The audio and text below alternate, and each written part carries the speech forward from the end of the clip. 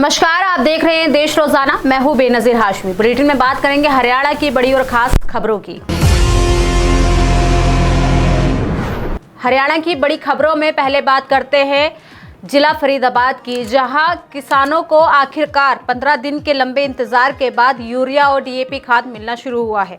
लेकिन राहत मिलने के बावजूद भी किसानों को खाद केंद्रों पर लंबी लंबी लाइनों में खड़ा होना पड़ा। किसानों का कहना है कि पिछले 10 से 15 दिनों से वे खाद केंद्रों के चक्कर लगा रहे थे, लेकिन हर बार यह कहकर लौटा दिया जाता था कि खाद उपलब्ध नहीं है। आज जब खाद मिलना शुरू हुआ तब भी किसानों को कई घंटे लाइन में खड़े रहकर इंतजार करना पड़ा। खाद लेने पहुंचे कई गांव के किसानों ने बताया कि हर साल इस समय फसलों की बुआई का सीजन होता है। ऐसे में समय पर खाद ना मिलने से उन्हें भारी परेशानी झेलनी पड़ती है। कई किसानों ने बताया कि सरकार को इस समस्या का समाधान निकालना चाहिए, लेकिन इसके बावजूद कोई ठोस कदम नहीं उठाया जा रहा। बताते चले कि किसानों ने ये भी बताया कि जितनी जरूरत होती है उतनी खाद नहीं मिलती। अक्सर 2 से 3 कट्टे कम ही दिए जाते हैं। इस वजह से उन्हें अपनी फसल की बुआई में देरी करनी पड़ती है और उत्पादन पर भी इसका असर पड़ता है। वहीं लोकसभा में विपक्ष के नेता और कांग्रेस सांसद राहुल गांधी ने लोकसभा चुनाव 2024 में वोट चोरी पर प्रेस कॉन्फ्रेंस की।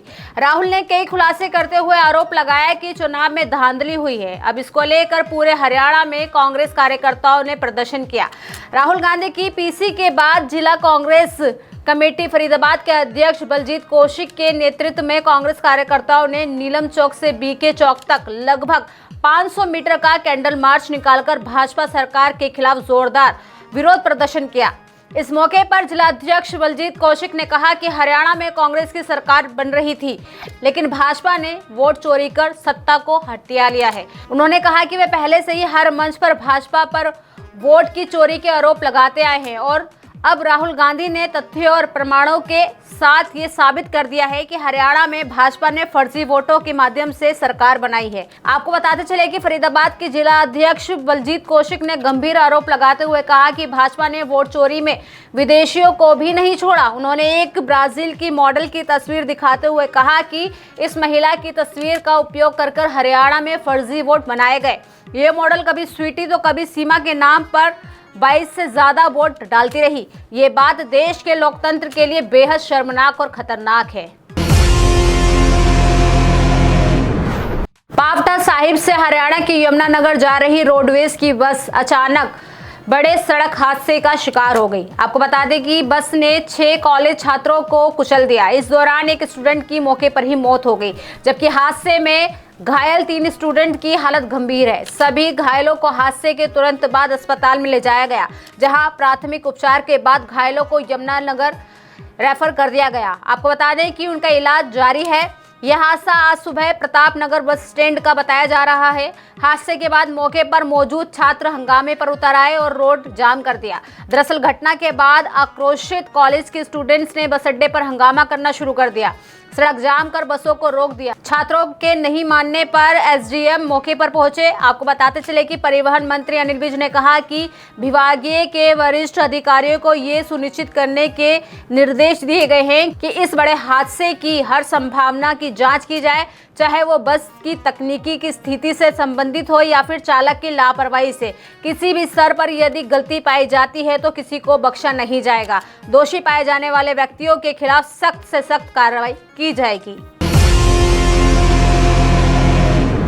तो वहीं प्रदेश के परिवहन मंत्री अनिल विज ने राहुल गांधी के वोट चोरी आरोपों पर पलटवार करते हुए कहा कि उनका मेडिकल करवाना चाहिए। दरअसल कांग्रेस नेता राहुल गांधी ने आरोप लगाया था कि हरियाणा में 25 लाख वोट चोरी कर भाजपा ने सरकार बनाई है।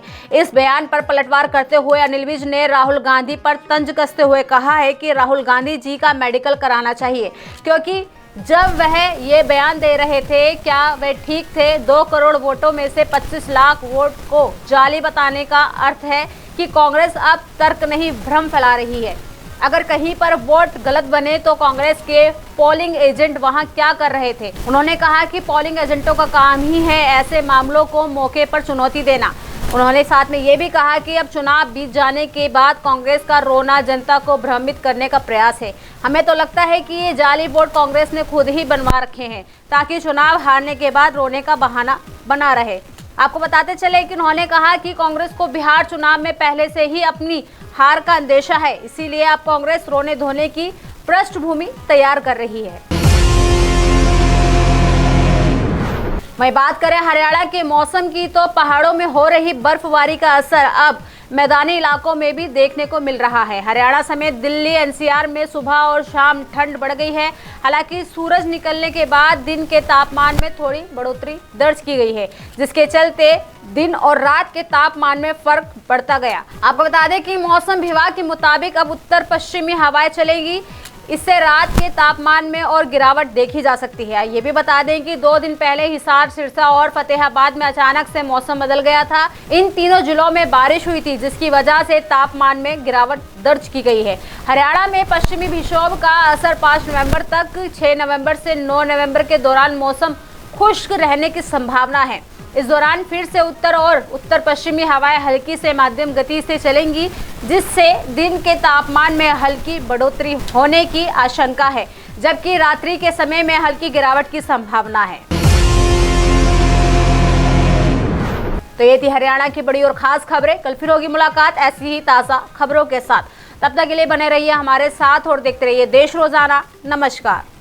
हमारे साथ जुड़े रहने के लिए सब्सक्राइब करें देश रोजाना के YouTube चैनल को और नई वीडियो की नोटिफिकेशन पाने के लिए बेल आइकन जरूर दबाएं। अगर आप ये वीडियो Facebook या Instagram पर देख रहे हैं तो पेज को लाइक और फॉलो जरूर करें और ज्यादा से ज्यादा शेयर करें।